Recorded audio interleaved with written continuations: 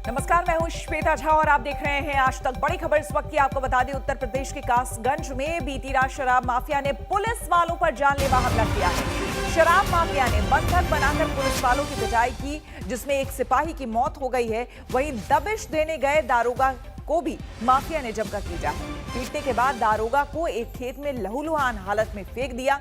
घटना के बाद सीएम योगी ने एनएसए लगाने की बात कही है। इन लोगों पर एनएसए, जो भी आरोपी हैं उन पर एनएसए लगाने का आदेश दिया है और उन्हें जल्द से जल्द गिरफ्तार कर कड़ी सजा देने की बात कही है। साथ ही घटना में संलिप्त लोगों पर, जैसा कि मैंने आपको बताया, कि एनएसए लगाने का आदेश दिया गया है। इसके अलावा मृतक के परिवार को 50 लाख रुपए का आर्थिक मुआवजा और एक आश्रित को सरकारी नौकरी देने का भी ऐलान किया गया है। हिमांशु मिश्रा हमारे संवाददाता हमारे साथ जुड़ गए हैं ज्यादा जानकारी के साथ।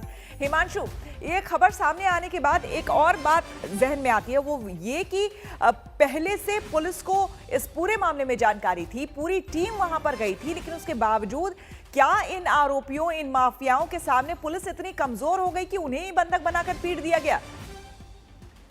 जी बिल्कुल, जो समझ आ रहा है, जो पुलिस से जानकारी सोर्सेज से मिल रही है कि पुलिस को शायद उनकी संख्या का अंदाजा नहीं था, उनकी मौजूदगी कितनी है, किस संख्या में मौजूद हैं, ये पुलिस को अंदाजा नहीं था। और जब पुलिस की टीम वहां पर पहुंची तो जो बदमाश थे उन्होंने उन्हें बंधक बना लिया और उसके बाद 6:30 बजे के आसपास, यानी घटना के तकरीबन 3 घंटे के आसपास पुलिस को जानकारी मिली कि उनके दरोगा और सिपाही घायल हालत में तितपुरा गांव के आगे एक सुनसान जगह पड़े हुए हैं।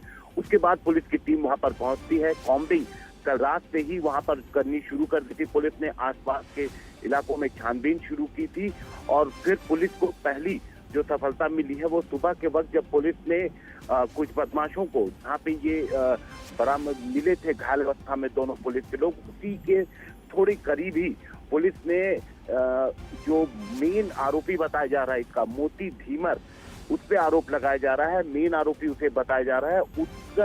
उसके भाई की साथ पुलिस का एनकाउंटर हुआ है, जिसमें ओमकार नाम का एक शख्स जो है वो मारा गया है। पुलिस और अभी तलाश जारी कर रही है।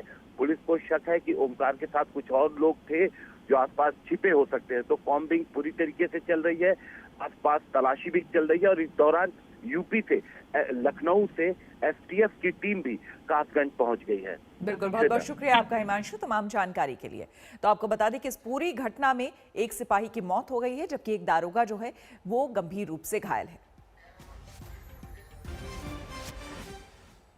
और पूरी तरह से ये घटना दरअसल घटी कैसे, ये इस रिपोर्ट में देखिए। यूपी के माफिया के निशाने पर पुलिस। बिकरू कांड के बाद दूसरा बड़ा हमला, पीट पीट कर सिपाही को मार डाला, दरोगा को अधमरा करके खेत में फेंका। योगी राज में यूपी में भले ही माफिया के खिलाफ सख्त कार्रवाई हो रही हो, लेकिन कासगंज की एक घटना ने एक बार फिर बता और जता दिया कि माफिया अभी अपनी हद में नहीं है। शराब माफिया को पकड़ने एक गांव में दबिश देने आए अशोक पाल नाम के इस दरोगा को माफिया ने बंधक बनाकर बुरी तरह लहूलुहान कर डाला।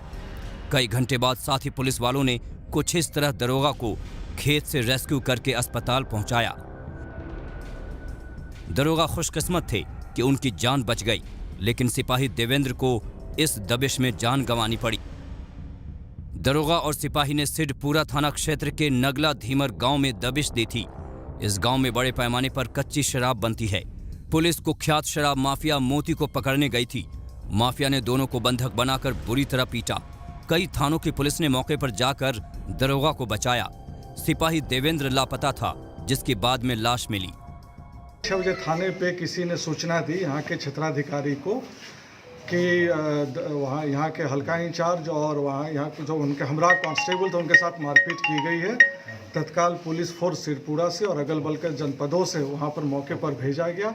तो कटरी, काली नदी की जो कटरी है उस पर 3 किलोमीटर जो जिधर बहाव है उसके 3 किलोमीटर कटरी में दोनों घायल अवस्था में पड़े थे। कुछ देर के बाद तत्काल उनको वहाँ से उठा के उपचार के लिए जिला जनपद के लिए आया जा रहा था। रास्ते में हमारे कांस्टेबल की डेथ हो गई।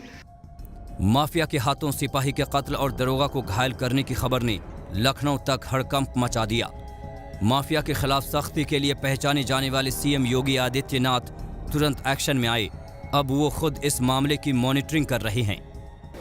माननीय मुख्यमंत्री जी ने इस घटना का को तत्काल संज्ञान में लेते हुए जो अपराधी हैं उनके विरुद्ध कठोर कार्रवाई करने के निर्देश दिए हैं। साथ ही साथ जो हमारे साथी मृतक श्री देवेंद्र शहीद हुए हैं उनके परिवारीजन को 50 लाख रुपए और एक व्यक्ति को नौकरी देने की घोषणा की है। और माननीय मुख्यमंत्री जी लगातार इस घटना की मॉनिटरिंग कर रहे हैं और हम सभी लोग यहाँ आप देख रहे हैं मौके पर हैं और जो भी दोषी हैं उनको बख्शा नहीं जाएगा। पुलिस ने शराब माफिया की तलाश में मुहिम भी छेड़ी, लेकिन अब तक उसका कोई सुराग नहीं मिल पाया है।